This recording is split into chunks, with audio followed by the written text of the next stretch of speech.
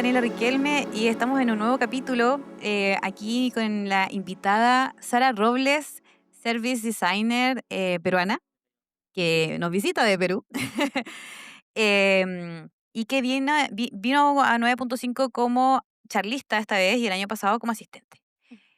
Muchas gracias por aceptar la invitación, Sara. ¿Cómo ha sido para ti estar en 9.5 el año pasado como asistente primero y este año como charlista? La verdad que ha sido súper refrescante. Justo conversábamos con algunos chicos que siento que esta conferencia como que es muy diferente, o sea, desde el ambiente, o sea, estar rodeada de la naturaleza hasta las conexiones que se logran. O sea, yo creo que el año pasado, o sea, conocí a algunas personas, pero a ver, yo era la 21 peruana casi, y siento que hice muy buenas amistades. O sea, ahora el volver, como que volver a reconectar con tanta gente ha sido muy bonito. Y a pesar de no ser de acá, como que me siento muy en casa. Y desde el punto de vista de tu propio contexto, em, ¿cómo fue subirte al escenario pensando en que ibas a contar algo sobre ti? No solamente sobre lo que tú sabes, que es un poco lo que hemos conversado en esta conferencia también. No se trata solo sobre la etiqueta o lo que estudié o mi trabajo, sino que también es tu perspectiva. ¿Cómo fue para ti subirte al escenario y contar sobre un poco sobre tu contexto? Sí, o sea, yo creo que justamente cuando uno comparte experiencias es como que importante abrirse un poquito y creo que es lo que realmente nos conecta, ¿no? El poder contar de alguna manera tu historia. Y siento que cuando compartimos, como que comenzamos a tomar estas diferentes perspectivas. Y creo que algo que me ha gustado mucho es ahora saliendo como que poder conversar con otras personas y decir como que, oye, me ha gustado mucho cómo has contado esto, cómo lo has explicado. Y creo que a veces cuando se dan charlas, tal, no siempre llegas a comprender todo el contexto de la persona o se dan cosas muy puntuales. Y siento que cuando comenzamos a abrir esos diferentes puntos, como que terminamos conectando con la persona y no solamente con el contenido. ¿Cómo ves a Perú preparado para la inteligencia artificial desde tu mirada de service designer? Paso. Yo creo que hay muchas oportunidades, pero también hay muchas brechas. O sea, creo que es importante no verlo tanto con una mirada de, uy, vamos a digitalizar, sino justamente partir de, ok, ¿qué tipos de necesidades hay y dónde podemos aplicar? Y también partir desde en qué momento estamos, porque hay procesos que, o sea, no están ni ligeramente cerca de ser digitales, o sea, todavía trabajamos con muchos papeles en algunas industrias. Entonces, de ahí hablar como que, vamos a meter inteligencia artificial, es mucho entender el dónde y para qué. Y cuando tengamos esa claridad de el dónde y el para qué, ver cómo lo podríamos utilizar. ¿Y qué tan polémico es hablar o qué tan como vetado está decir, use inteligencia artificial como para hacer esto? ¿Está naturalizado, normalizado o todavía en algunos espacios, a lo mejor en algunas industrias o en algunos lugares más cotidianos, no se habla de esto o si se habla? ¿En qué medida está cultural y socialmente adoptado? O sea, siento que ahora, se está dando más, pero aquí quiero tratar de no poner mi sesgo propio de Lima, de mi entorno, trabajando en oficina, porque probablemente en algunas otras zonas del país no pase exactamente eso, ¿no? Creo que cada vez la adopción es mayor y sí se da.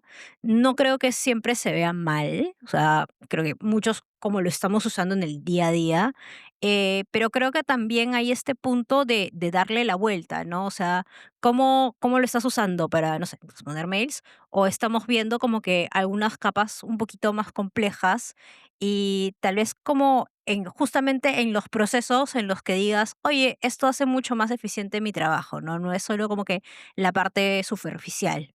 Y creo que ahí es realmente donde está el reto, ¿no? El hacer ese trabajo de pensar, okey, específicamente cómo y dónde podría aplicarlo.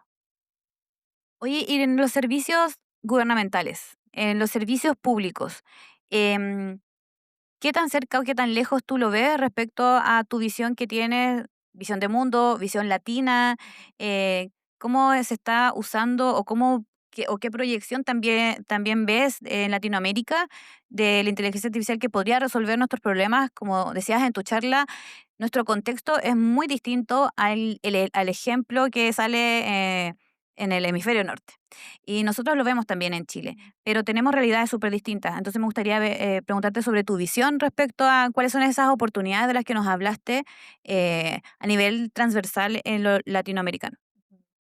Sí, o sea, mira, a ver, a nivel servicios públicos, a nivel gobierno, oportunidades hay muchas, pero retos hay muchísimos más, ¿no? Y parte, o sea, desde la base de estructura de cómo se trabaja, de cómo trabajan las personas, eh, y de que, a ver, o sea, más allá de que usemos inteligencia artificial o cualquier otra herramienta, también hay muchos cuellos de botellas y muchas dependencias. Muy, voy a imprimir un papel, tengo que pedir permiso a tal persona, a tal persona, a tal persona. Entonces, ahí creo que el reto número uno es un reto estructural de cómo se hacen este tipo de procesos y de trabajos más eficientes. Yo, la verdad, nunca he trabajado en Estado, he trabajado en algún momento con el Ministerio de Educación como externa y sé que como estructura es bastante duro. Pero algo que sí les quiero dar y reconocer es que sí he visto un avance de cara a lo que es eh, hacer eficiencias, de que los procesos sean más sencillos por el lado digital en los últimos años. Sí creo que, o sea, falta que conversen esos dos lados de digitalización y cómo se van a trabajar las estructuras. Y ahí también tenemos otras capas por el lado político que lo complejizan. Conozco un poquito de cómo funciona en Chile y los miramos así con un poquito de, ojalá algún día, pero como digo, creo que, o sea, los retos parten de un sistema mucho más grande y complejo.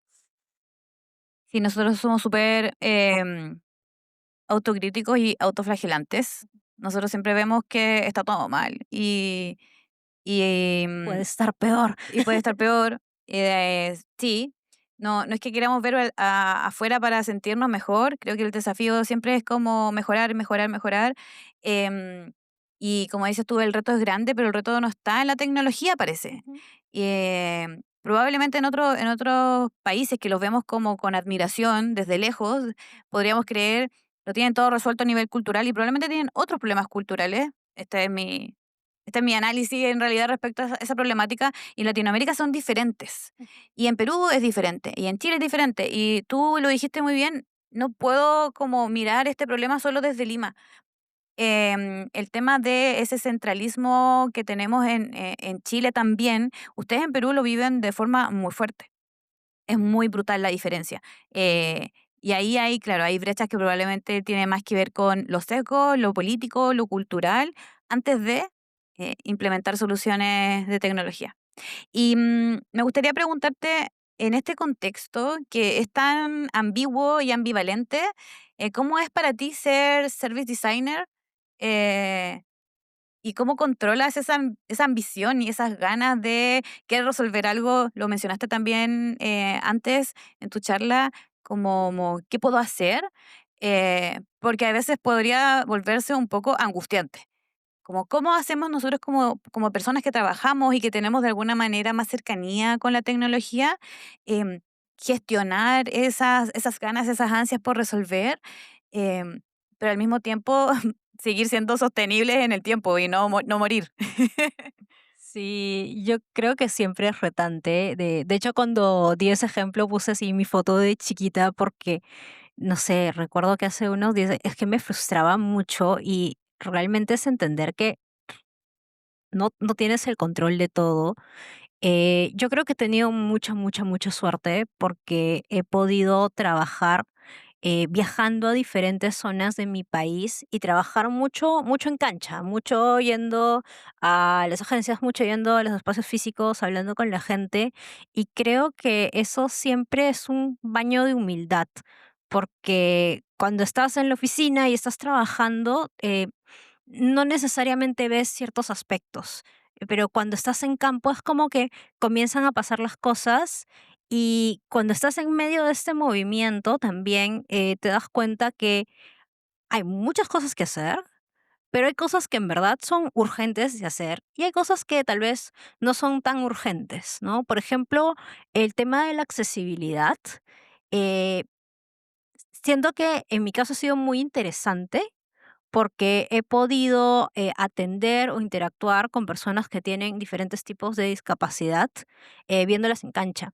Y hay algunas cosas que hay soluciones que son sencillas, y algunas cosas que uno puede estar centrado diciendo como que: "Ah, tiene que ser accesible, tiene que ser de tal forma", pero las personas ya se las arreglan de alguna manera.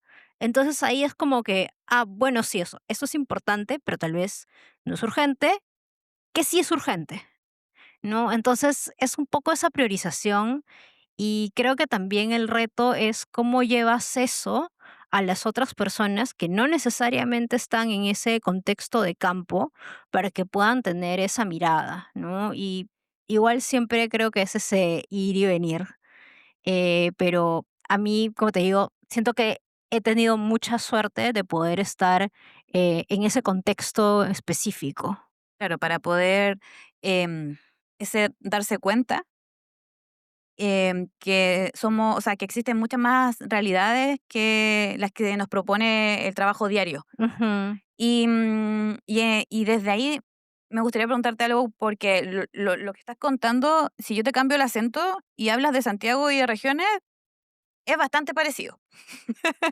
Nosotros igual vivimos un poco a veces aislados de nuestra, como centrados en nuestra realidad y no levantamos la cabeza porque el trabajo nos absorbe. ujú, No sabemos qué tenemos hasta que vemos para afuera, quizás, y sí. al revés también puede pasar. O sea, que las oportunidades existen, que hay formas de vincular, de hacer comunidad, de encontrar caminos, distintos, no los tradicionales para resolver Ujú. problemas. Em, ¿En qué crees tú que nos parecemos Chile y Perú? ¿Y cómo podríamos colaborar mejor? Sí, o sea, creo que, a ver, creo que hay muchos retos y también creo que hay muchas ganas. Por ese lado creo que sí, no sé, siento que siempre que hablo con chilenos como que hay mucho ese match de, me pasa esto, también nos pasa lo mismo aquí. Eh, Algo que he sentido mucho también es esta apertura por crear comunidad, que también puede estar sesgada porque 9.5 más mujeres en UX, tal, pero creo que el tener, digamos, estas de alguna manera limitaciones o esos contextos que se dan en Latinoamérica también nos hace muy resilientes y muy creativos. Es como que, ok, pasa esto, no estamos en la mejor situación, pero Pero seguimos caminando. pero tenemos muchos problemas que resolver. Qué entretenido. Sí. Como, Pero o nos sí. reímos un poco de Sí, nuestra sí, sí. precariedad. Es como que, pero no faltaron las risas. Exacto. Em, y hay una separación también entre lo geográfico, lo cultural y a lo mejor mucha estereotipación, ¿no? No sé cómo se dice como el sustantivo, pero las personas a veces nos alejamos simplemente por las etiquetas y miramos de cierta manera como de forma positiva o negativa, cuando en realidad, como dices tú, ves que hay una oportunidad de comunidad y se abren como muy pequeños espacios para que eso suceda. Hoy día, tú nos invitaste en tu charla a háblenme, conversemos, eh, tengo esta idea, podríamos hacerlo. Y así es como armamos y generamos a lo mejor ese tejido latinoamericano que nos hace falta, Sí, sí. porque pareciera que estuviésemos esperando que las autoridades lo hagan por nosotros. ¿Qué otras ideas o qué otras cosas podrías invitar tú a la gente de regiones de Chile? No solamente las personas como los típicos de siempre, que a lo mejor te toca más ver, a hacer, a movilizarse y dejar de esperar. Sí, o sea, yo creo que justamente de las conexiones nacen estas ideas y a veces es algo tan sencillo como tomarte un café con el amigo que no ves hace tiempo, ¿no? A ver, yo he liderado comunidades en algún momento, sé que es muy cansado, pero creo que a veces es buscar tal vez formatos que nos ayuden a no perder el contacto y a partir de eso puedan salir nuevas ideas, ¿no? Por ejemplo, este año creo que me juntaba mucho con amigos con los que casi que hemos ido creciendo juntos en la carrera, en Service Design, en UX, en el mundo del diseño. Y siempre que nos veíamos en alguna conferencia, en alguna charla, algo es como que, oye, nos falta un espacio para conversar, nos falta un espacio para conversar. Y es eso que un día dije: "Oigan, ¿saben qué? Voy a reservar, en tal lado, hora de desayuno, o sea, quien quiera me escribe, llegan. ¿Quieren invitar a alguien? Lo llevan". Y es a veces es un poco eso, ¿no? Y también me pasa que, a ver, eso el primero lo organicé en febrero y el último lo he organizado en noviembre, el último, el segundo. Que nos hacemos mucho bolas de: "Uy, no", y a veces es justamente encontrar como que Cosas una más, forma más cosas sencilla, más ¿no? simples. Sí, sí, sí, o sea, es como que, oigan, quien quiera viene, quiere entrar a algo, bien, o sea, no pueden venir, también, pero no dejemos de estar en contacto. Es más barato. Sí, también. Sara, muchas gracias. Gracias por aceptar la invitación en esta entrevista. Fue muy bonita. Sí, Así que gracias. gracias. Yeah. Y con esto terminamos nuestro capítulo.